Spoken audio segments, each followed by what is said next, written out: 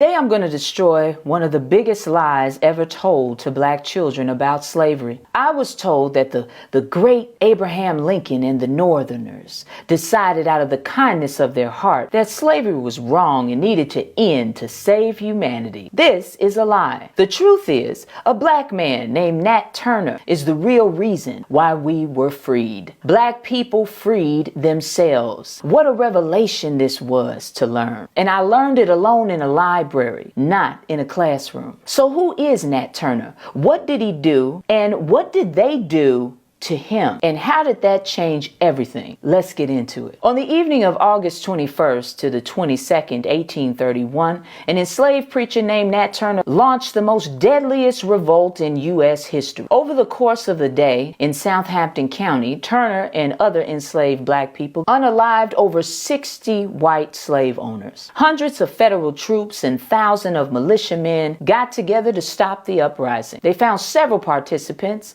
except for Turner, and a manhunt began. He was hiding only miles away from the Travis farm where the rebellion began for 2 months. And then on October 30th in 1831, Benjamin Phipps came upon Turner, according to the Richmond newspaper. And Phipps raised his gun and Turner emerged from the foxhole and surrendered. Dozens stood trial for their participation in the rebellion. More than 50 convicted and sentenced to death by the collection of 20 judges who were all slaveholders. In addition, revenge-minded white mobs lynched blacks who played no part in the uprising. Historians have estimated that mobs unalived between 100 and 200 enslaved people who had nothing to do with it. Since it was getting out of hand, slaveholders that wished to protect their enslaved property after the revolt, they had to put an order out prohibiting the killing of the enslaved in an attempt to rein in the vigilantes. After Turner's arrest, he was taken to Southampton County, a small town called Jerusalem, present-day Cortland, Virginia. 6 days after his capture, he stood trial and was convicted of conspiring to rebel and making insurrection. He was sentenced to death, and Turner was hung from a tree November 11th, 1831. Trigger warning for what they did to his body. His body was given over to the surgeons for dissection. He was skinned to supply souvenirs such as purses, and his flesh made into grease, and his bones divided as trophies to be handed down as heirlooms. His head was cut off and given to one of the physicians as a souvenir. Even though Turner and his followers had been stopped, panic spread across the region. In the days following the attack, 3,000 militiamen and vigilantes unalived more than 100 to 200 suspected rebels. In a letter written a month later from a man in North Carolina, this is what he said as it pertained to the rebellion. The insurrection of the blacks have made great disturbance here. Every man is armed with a gun by his bed nights.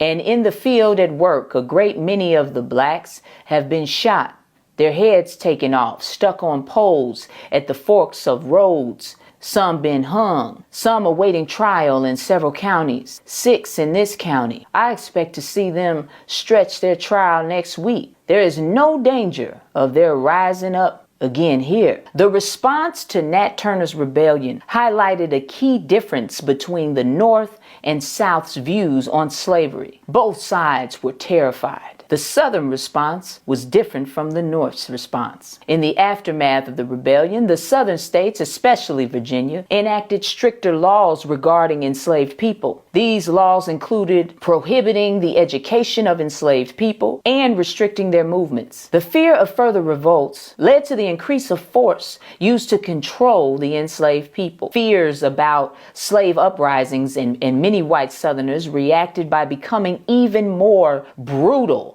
and staunchly pro-slavery. They believed that the only way to maintain order and prevent further revolts was to uphold slavery and restrict any actions that may lead to it being abolished. The rebellion, in their view, reinforced the necessity of slavery for the stability of their society and, most importantly, their economy. The Northern response was different. Their fear led them towards self-preservation. For abolitionists in the North, Nat Turner's rebellion was seen as a dramatic example of the brutal realities of slavery and further evidence that slavery needed to be abolished for the sake of their own white survival. Abolitionists argued that the existence of such violence was a direct result of the system of slavery. At the same time, some Northern critics of the rebellion feared its violence and potential to provoke greater conflict. While they opposed slavery, some believed that violent uprisings like Nat Turner's could lead to greater violence in the future and undermine the moral cause of abolitionism.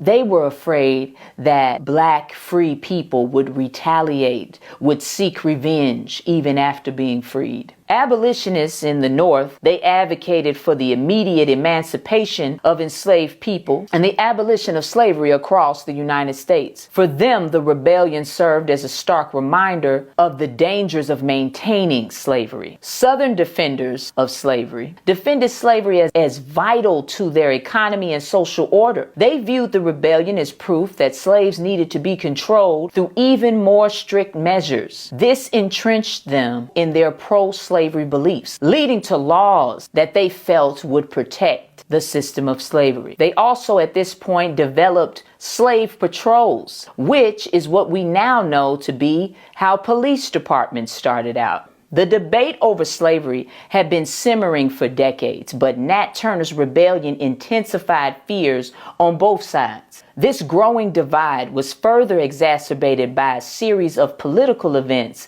in the decades that followed, including the Fugitive Slave Act of 1850. This law required that escaped slaves be returned to their owners, increasing tensions between the North and South, because Harriet Tubman was out there getting slaves out, building the Underground Railroad. Then there was the Kansas-Nebraska Act of 1854. This law allowed for the possibility of slavery to spread into new territories, leading to violence in Kansas and further polarization. Then you have the Dred Scott decision in 1857. The Supreme Court ruled that African Americans could not be citizens and that Congress had no authority to restrict slavery in the territories, further inflaming tensions. Then there was John Brown's raid in 1859, another violent uprising, this time led by abolitionist John Brown, highlighted the possibility of violent conflict over slavery. These events, combined with the fear and the distrust that had been building between the North and the South for years, ultimately led to the outbreak of the Civil War in 1861. So, to recap, Nat Turner's rebellion played a crucial role in exacerbating the sectional tensions between the North and the South. While both sides feared slave uprisings, their responses to those fears